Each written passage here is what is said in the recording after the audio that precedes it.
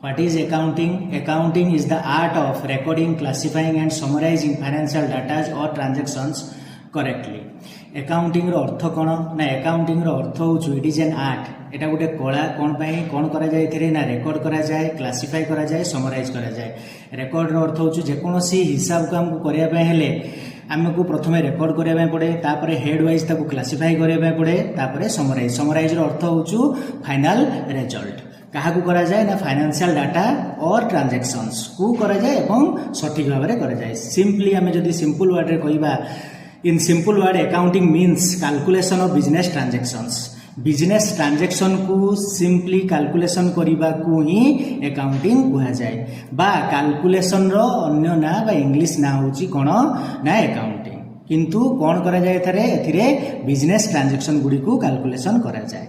तो आमे जो ऊपर पढ़ी आसिले रेकॉर्डिंग रो अर्थ होउछु अकाउंटिंग रे जर्नल क्लासिफायर रो अर्थ होउछु लेजर समराइजेस रो अर्थ होउछु trading profit and loss account आउ बैलेंस शीट।